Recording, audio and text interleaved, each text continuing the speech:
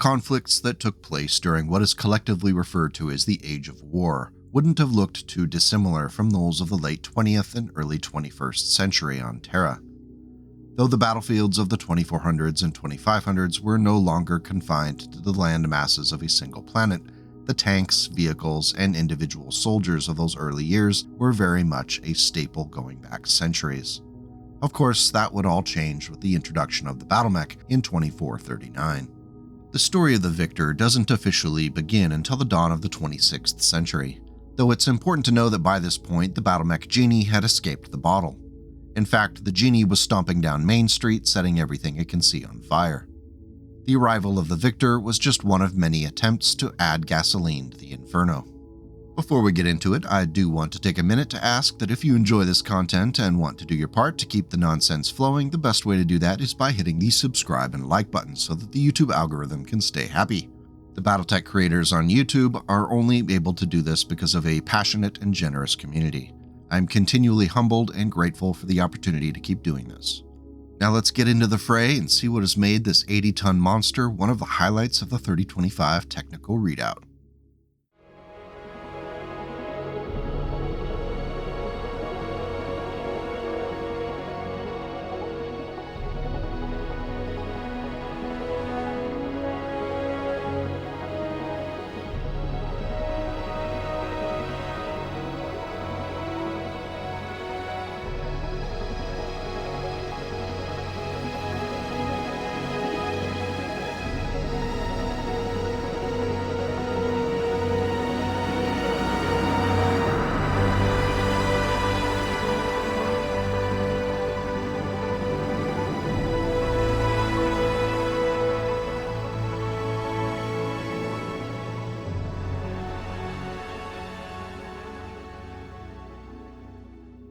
The first Jade Falcon appeared on his right, as if by magic.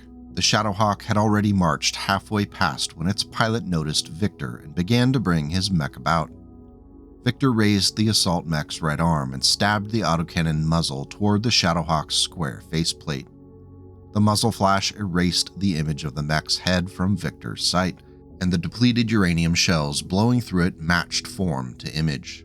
The decapitated Shadowhawk dropped backward and vanished within the black folds of a sand curtain. Lethal Heritage by Michael A. Stackpole. Though the Age of War lends itself to imagery of widespread destruction and mayhem, the truth is much more nuanced. The 2 centuries before the formation of the Star League did see extensive conflict, but there were limitations that kept the violence in check. The most high-profile examples of such limitations were outlined in the Ares Conventions, which were signed in 2412, and ostensibly outlined rules for the conduct of war as to limit civilian casualties and damage to non-military targets. While not always followed, the spirit of the Ares Conventions did establish some restraint, and as a consequence, ushered in the dominance of the BattleMech as a more refined tool of war. The 80-ton Victor enters our story as the result of an extensive effort by Hildco Interplanetary to produce a heavier BattleMech that could keep up with its peers, as well as offer some unique elements that would set it apart from machines like the Banshee, Orion, and Guillotine. Though it was later erroneously reported that the Victor 9A was created under a Star League Defense Force contract, the mech was first produced in 2508, a good 63 years before the Star League was forged.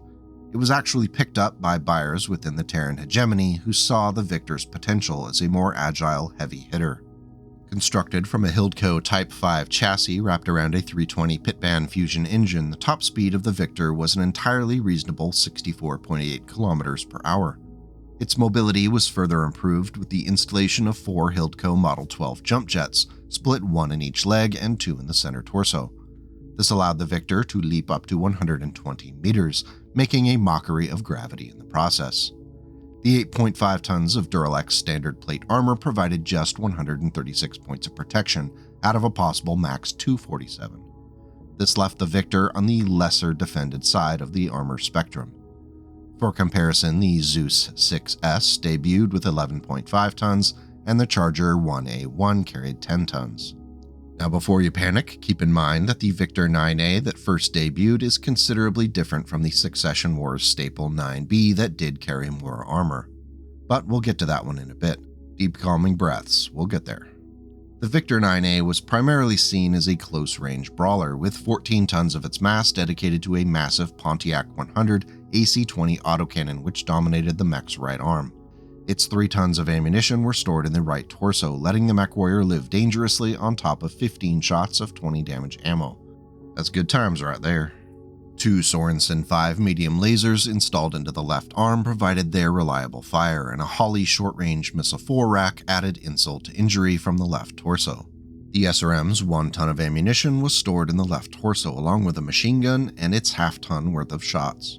Finally, a pair of flamers were added to the right torso to aid in clearing out infantry or any scrub grass that survived in your planters after a mild winter. While the utility and damage for the 9A was high, it was also disturbingly vulnerable to incoming fire thanks to that sparse armor coverage and the presence of so much ammunition in both side torsos. Additionally, the 15 single heat sinks were not adequate for wicking off the heat generated by the flamers in the middle of the fray, so they tended not to get used at all. The first production runs of the Victor 9A highlighted these issues along with a serious bug in the original Standis targeting and tracking system which produced ghost targets at inopportune moments where such distractions were often life-threatening. As complaints began to stack up, it quickly became obvious to the Hilco brass that a pivot was necessary. The VTR-9A production line was tweaked in the same year as initial release to remove the 2 flamers from the mech in exchange for 1.5 tons of additional armor and a second machine gun. This more durable Victor was designated the VTR-9A1 and became the standard for a little over a year before additional changes were made to the battle mech.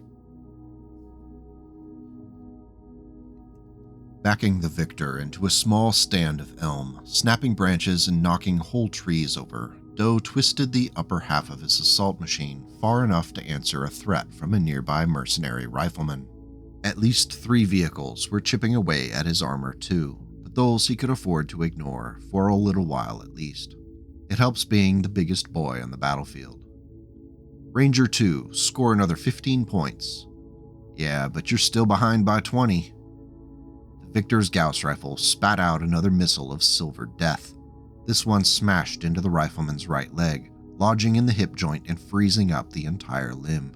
As the rifleman fell, Doe searched his view screen and monitors for the source of the distracting comments, finding the arcade rangers holding the southeast corner of the park against all comers. Thread of Ambition by Lauren L. Coleman. In 2510, the left torso-mounted machine gun was finally sacrificed on the altar of big armor with the evolution of the VTR-9B variant, which was the version of the mech that would be known and loved throughout the Succession Wars.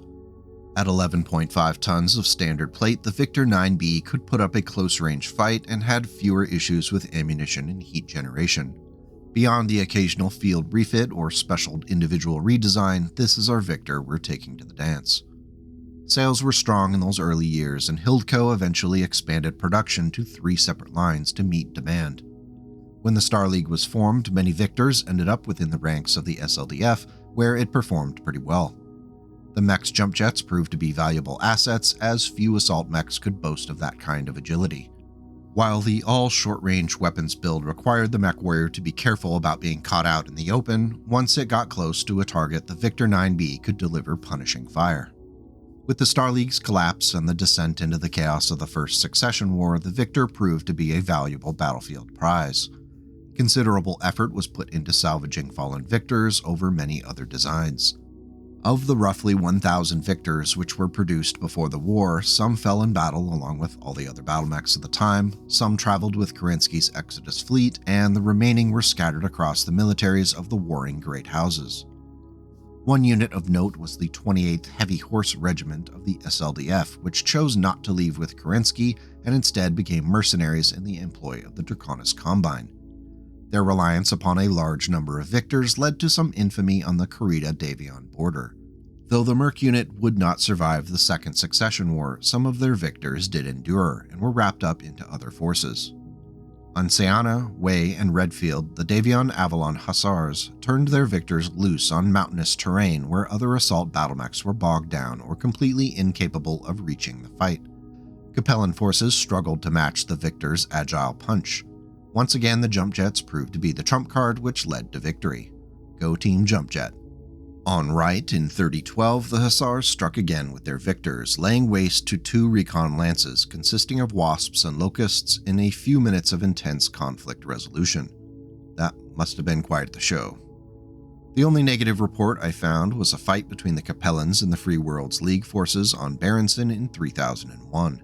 A few Free Worlds League victors were operating away from support in the urban sprawl of the city of Shul and got bogged down and disabled by anti-mech infantry. What a shame that one of the victors wasn't the 9A variant with those twin flamers. Standing 14 meters tall and with an autocannon muzzle where its right forearm should have been, Davion's victor strode down from the hills and led the 10th Lyran guards into the mouth of hell. Sand curtains swirled like veils in some exotic dance, hiding some things and providing tantalizing glimpses of others. Wondering what dangers lurked within the boiling sandstorm, Victor barely heard the rasp of sand against his mech's face. Lethal Heritage by Michael A. Stackpole.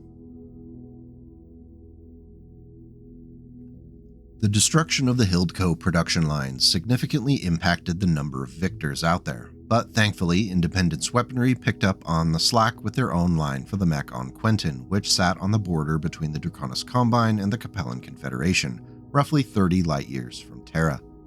Between 2899 and 3030, the planet was under the control of House Davion, so the bulk of Victor production headed off in their direction.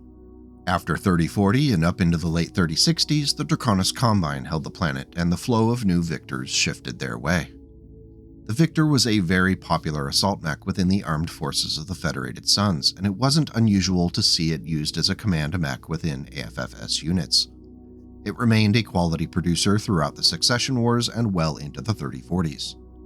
In 3049, the Victor received its Helm Memory Core upgrade in what had initially been designed as the VTR-9D. However, the change of ownership over Quentin occurred during the mech's development, and it was redesignated the VTR-9K to reflect it. Either way you see it, it's the same mech, so don't panic if you're rooting around in Megamech and you see both versions. The VTR-9K, or 9D, benefited from a significant boost in tech, which reflected just how valuable the Victor was considered by those lucky enough to get their hands on one. The Allshane Class 920 Indosteel dropped the 9K's structural mass to just 4 tons. The reliable Pitband 320 fusion engine was left in place, as well as the 15 single heatsinks. Armor coverage was boosted to 12.5 tons, making this the sturdiest Victor so far in our timeline. Thankfully, that 464 movement profile was preserved with the 4 jump jets. The remaining mass was dedicated to upgrading the mech's weaponry. The biggest change was the removal of the AC-20 autocannon and the swap over to a Dragon's Fire Gauss rifle in the right arm. While the damage dropped by a fourth, the range of the Gauss rifle made it possible for the Victor to be an all-ranges threat. The 2 traditional medium lasers in the left arm were both upgraded to Victory Heartbeat medium pulse lasers, which did drop their range, but it made closing into short range with a lighter and faster battlemech a dangerous gamble. The last of the weapons was the reliable callback to the original build with a Telos 4 short-range missile launcher set into the left torso along with its 1 ton of ammunition. To further bolster the strength and durability of the 9K, case was added to both side torsos. The overall utility of the Victor rocketed higher with the Helm Core upgrade. It made an already useful Assault 80-tonner into a rock star at all ranges. The variant was produced on Quentin by Independence Weaponry, on St. Ives by Hildco, and under the VTR-9D designation on Steek by Dow Metworks. Production was ramping up on all the lines just as word of the clan invasion was spreading across the inner sphere. Now being produced for both the Federated Commonwealth and the Draconis Combine, the Victor was sure to see action against this new looming threat. One of the better-known Victor 9D mech warriors was Alice Rosé Merrick, who earned notoriety well beyond her family connections. Born in 3041, Alice established early on that she had little interest in the cutthroat machinations of Free Worlds League politics. Of course, that didn't mean that those machinations didn't have an interest in her, especially as she earned her stripes as a mech warrior in her mother's mercenary unit known as Kristen's Crushers. Destiny would catch up with the now colonel in the late 3060s with the word of Blake, kerfuffle. The Crushers narrowly avoided being wiped out by Blakeist forces, and Alice ended up fighting in extensive resistance campaign. She later joined Devlin Stone's coalition and participated in the spearhead assault on Terra during Operation Scour. She personally accepted the surrender of Blakeist survivors in Great Britain in September of 3078, and joined the Republic of the Sphere as one of the first paladins. Alice Rousset-Merrick's Victor 9D was stock and painted red with light gray accents. She named it Night Lightning, which fit with her fondness for going into battle at night. The mech was a family heirloom which was first piloted by Alice's sister Anna, who passed away on Coventry in 3063. Alice inherited the mech and used it in her fights with the Word of Blake and into retirement. When she passed away in 3143, the Night Lightning was passed on to her grandson Frederick Merrick, who has, up to this point, not taken the mech out of cold storage. The Victor pilot just smashed his mech through a building, tracked and fired. The muzzle flash strobed the battlefield into a sharp chiaroscuro, with long shadows arrowing back away from Thessalon. He didn't even bother to shoot at the ultralight, but rather wisely picked out an agromech. The line of dense metal projectiles sliced through the mech's left flank, severing both arm and leg.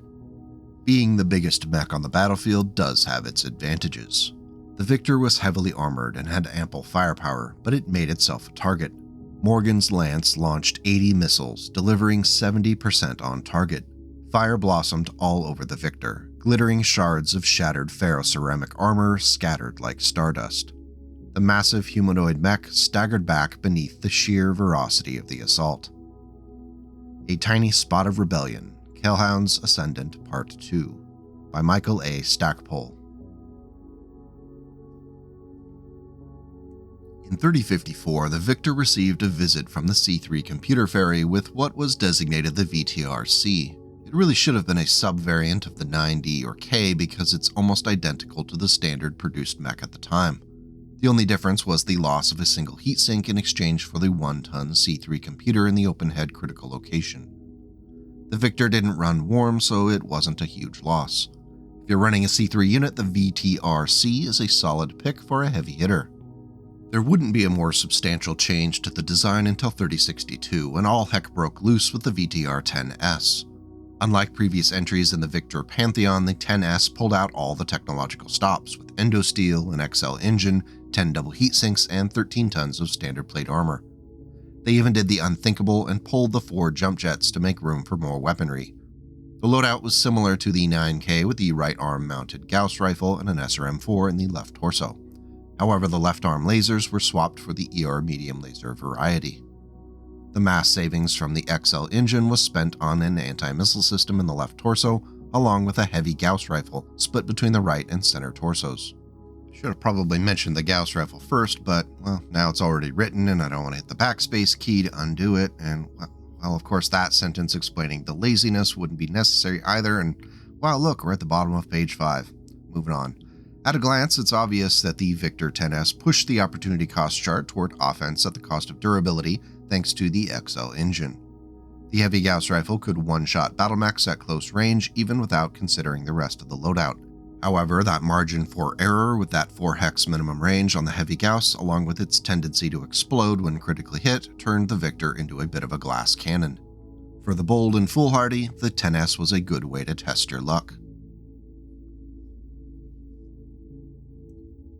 Alex was not quite halfway across the bridge when he heard a shrill hiss and the roar of air superheated to white-hot plasma.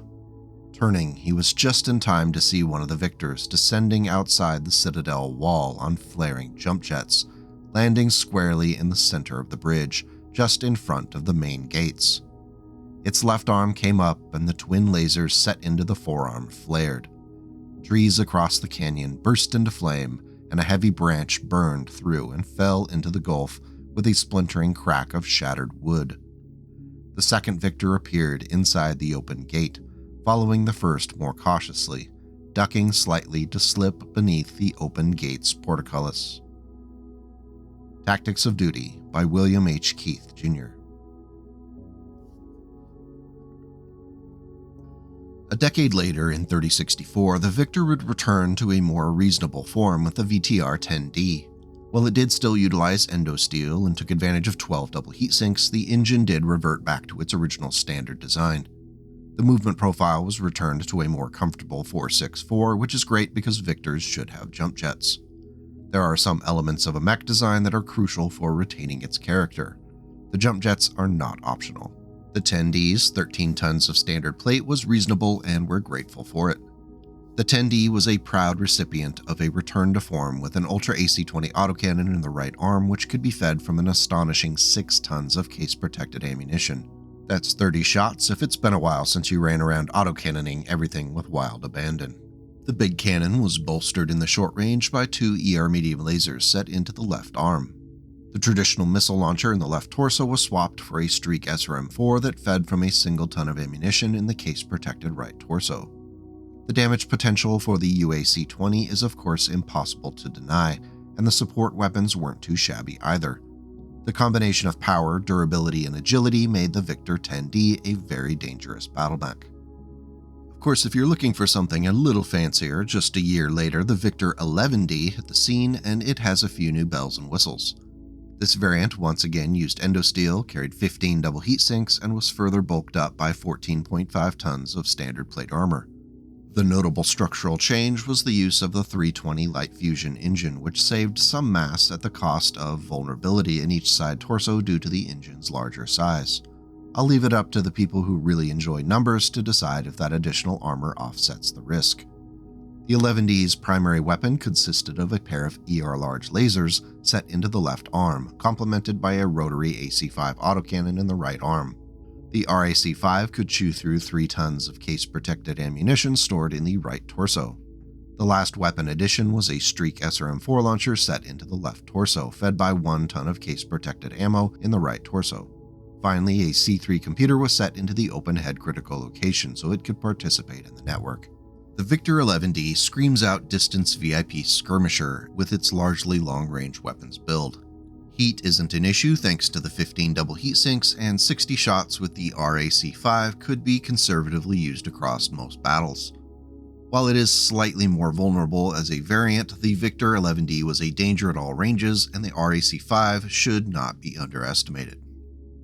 2 years later, in 3066, the Capellans started fielding their own variant of the Victor, designated the VTR-10L. This Operation Sneaky Sneak version of the Victor carried 15.5 tons of stealth armor that worked in conjunction with the left torso Guardian ECM system. The weapon's loadout is familiar, relying upon a right-arm Gauss rifle as the primary damage dealer, followed up by 3 ER medium lasers set 2 in the left arm and 1 in the center torso. The right torso SRM-6 launcher was a nice bonus, and its 1 ton of ammunition was wrapped in case in the same side. While the weapons loadout wasn't eye-catching in comparison to what we've been growing used to here as we move down the timeline, the Victor 10L is a serviceable application of stealth armor and is otherwise rather easy to manage for those who want to take that tech out for a test drive. If you're looking for the rules for stealth armor, an explanation can be found on page 115 of the Battle Mech Manual or on page 142 of Total Warfare. Balancing carefully on the mech scale catwalk that IlClan had just vacated, Jeffrey whirled to face off against the Victor Declan had attacked. The Victor's burst of heavy autocannon fire carved a vicious gash just above Jeffrey's left hip, and then a quartet of SRMs, fired mostly as an afterthought, sent a series of small explosions across the Highlander's chest. If her descent from the departing dropship or artful landing had unbalanced the Grey Watch warrior, there was no sign of it. She fired her Highlander's medium lasers and Gauss rifle at the Victor, the well-aimed strikes taking her opponent in the torso. Paid in Blood by Michael J. Ciarvella. In 3070, the periphery world Organo was visited by a Mule-class dropship which dropped off a curiously one-of Victor build painted in flat black. Several days later, it arrived at the home of one Ulysses Hayes, who was a member of the famous Taurian Lancers. Under a hail of high explosive, the home was blown to bits, along with everyone inside. The incident repeated itself at other sites on other planets throughout Taurian-controlled space. Each time, the attacking mech was described as a strangely modified Victor painted in black.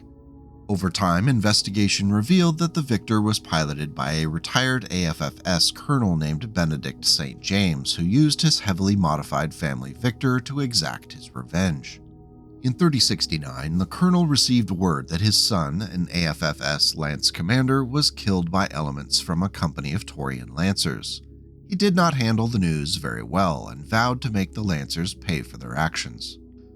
The Victor St. James was a modified VTR-9K2, which was definitely a departure from the norm. It utilized endosteel, a standard 320 fusion engine, and 12 double heatsinks.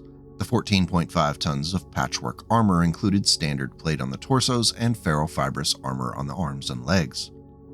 The mech's 460 movement profile could be boosted to 480 thanks to the installation of a center torso supercharger.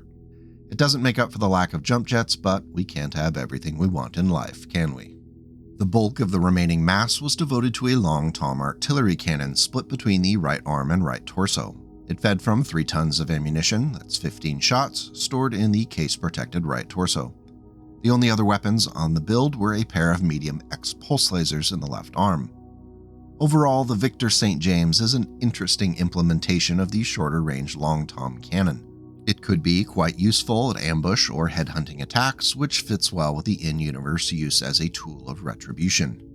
The mech and its Mechwarrior became infamous in Taurian space partially due to the mysterious nature of its ability to travel unchecked to its targets, and St. James's ability to avoid being hunted down. I knew when I stumbled across this Victor during my research for the Long Tom video that it had to be included in this one. At her side, Orlovsky's Victor kept up its full, devastating broadside of fire, his armor marred and torn in places by the catapult's LRM volley, but his weapons still fully functional and his rate of fire undiminished. The Gareth Urban Mech, a 30-tonner armed only with a small laser and an autocannon, thoroughly outclassed, outmatched, and outgunned, went down in a shrill clattering of parts, a severed leg, a fragmenting sheet of plate steel. An instant later, the trebuchet lurched sideways, smashing into a wall, bouncing off, and collapsing as an avalanche of stone and rock pelted it from the cliff face above. Operation Excalibur by William H. Keith, Jr.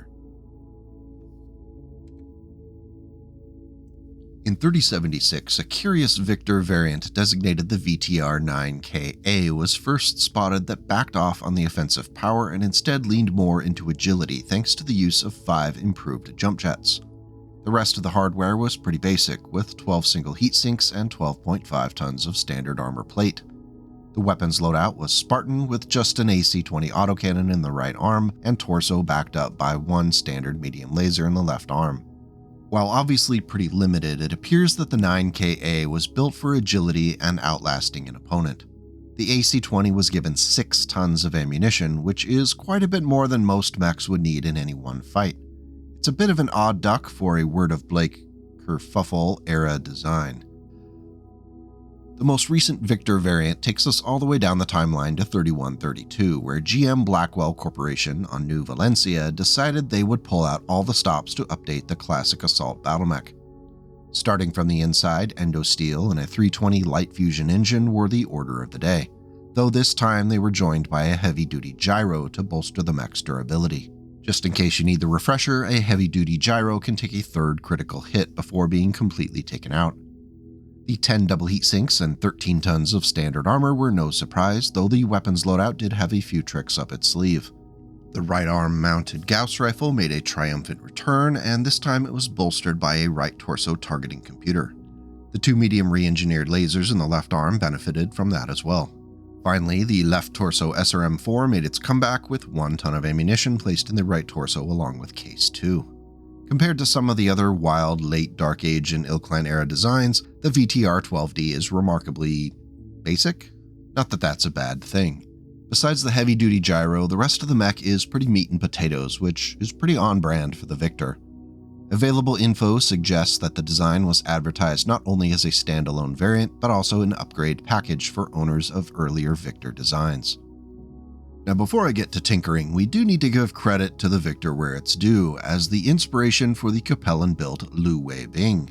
The LN-4B was produced by Dao Mechworks on Samarkand, and much like the 21st century stealth fighter jet produced by a certain large East Asian country that definitely doesn't sound a lot like Angina, it looks suspiciously like the Victor. Of course, the design team could point at it and say, this clearly isn't the same, as the Lu Wei Bing is 5 tons heavier, and, well, okay, the rest looks a lot like the Victor. You got us there. At 85 tons, the Lu Wei Bing took advantage of Endosteel, a 340 light fusion engine, and even employed 4 GM Jetstar jump jets to match the traditional Victor's 464 movement profile. 16 tons of standard plate armor provided 256 points of protection, and the 10 engine heatsinks were upgraded to the double-strength variety. All of this was in service to a large Midron Devastator LB-20X autocannon split between the right torso and right arm, which could end up doing the bulk of the work for the entire mech. The 2 series arms Striker light particle projection cannons played the role of the Victor's 2 left-arm medium lasers, and finally the Doombud multi-missile 5 launcher in the left torso could feed from its 2 tons of Case 2 protected ammunition in the right torso. The similarities to the Victor are plentiful, and the Capellans wasted a little time ramping up production starting in 3110. The Lu Wei Bing was shipped out to CCAF units to replace lost frontline assault mechs and to free up Battlemasters, Cyclopses, and Atlases for officers. For those fighting the Capellans at the dawn of the IlClan era, one would be wise to keep an eye out for the LN-4B Lu Wei Bing that looks curiously like a Victor. I hadn't covered 50 meters before the Victor shuddered again. The oscillations increased with frightening speed, and then the mech's right arm disintegrated into a shower of shrapnel. The machine toppled backward, twisting to fall on its left side. Even amid the roar of combat, I heard the thunder of its fall. Searing beams reached for the fallen mech, ravening over its surface and boring into the gaps in its armor. It blew apart as one of those beams found its ammunition bay, and the remaining missiles detonated in a storm of fire. I throttled back. There was nothing I could do for the fallen warrior. Wolfpack by Robert N. Charette. Since I know for a fact there's one person in Toledo who really enjoys them, and we want to keep Ohio happy, I did take some time to cobble together a completely non-canon and unofficial Mechfrog variant for the Noble Victor. For its base, I used the most up-to-date VTR-12D without touching the Endosteel light fusion engine, heavy-duty gyro, and 13 tons of standard plate armor. The 464 of movement profile was preserved for continuity, and there's no way I'm touching those jump jets. Victors must fly. The weapons loadout consisted of 3 weapons. The LB-10X autocannon in the right arm provides versatility and damage delivery, while still being able to reach out to 19 hexes. The left torso Thunderbolt 10 launcher matches the range profile with its large single missile damage. Both weapons could feed from their own 2 tons of Case 2 protected ammunition stored in the right torso. That's 20 total shots for the LB-10X and 12 for the Thunderbolt launcher. The third weapon addition was the totally unexpected plasma rifle set into the left arm, which could feed from 2 tons of ammunition stored in the left torso. They're placed in the side rather than the arm to add a pair of inert critical hit buffers for the light fusion engine. You're welcome. The 10-engine double heat sinks are more than enough to handle an alpha strike on the run, and even leaping the full 4 hexes on jump jets produces only 1 surplus heat. The only real downside to this build is the ammo dependence, without at least 1 energy weapon to rely on if things get really sticky. However, what it has for each weapon should last most fights one way or another. If you'd like to give the Victor VTR-12D MF a try, I've included the PDF record sheet, an Alpha Strike card, and a free Dropbox link in the video notes below. I hope it works out for you. So why do we love the Victor? This one's a little easier to answer than others, as the Victor is a proven quality producer. It's rugged, and most of the variants reflect a valued focus on durability that doesn't push too far or forget key elements like the jump jets and a heavy-hitting right-arm weapon that can ruin an opponent's entire day in the right moment. Its connection to the lore is strong, with some notable mech warriors like Grayson Carlisle, Bell Lee, and even Victor Steiner Davion himself calling the Victor's cockpit home at various points in their careers. Though it may not be often added to the short list of favorites from the 3025 technical readout, it's not due to any shortcomings of the design beyond those shared by other mechs of the era. But I'm curious what you think. Is the Victor a mech that you often include in your tabletop adventures, or is this one not one that sees much play? Is there a variant that you think best exemplifies the battle mech in its peak form? Let me know in the comments and we'll keep the discussion going. If you enjoyed today's nonsense, please don't forget to hit all the buttons like subscribe, like, and even consider becoming a channel member or support through Ko-fi. A little bit goes a long way and I appreciate it more than words can describe. If you'd like to join the nonsense on the MechFrog Discord channel, we'd love to see you. I've included a link to the server in the video notes. It's the best way to find out what's coming up next week, talk to BattleTech fans, and share some of your awesome mech paint jobs, and otherwise hang out with some pretty awesome people. With that, I'll say have a great week, take care, and please go out and make the world a slightly better place today and tomorrow.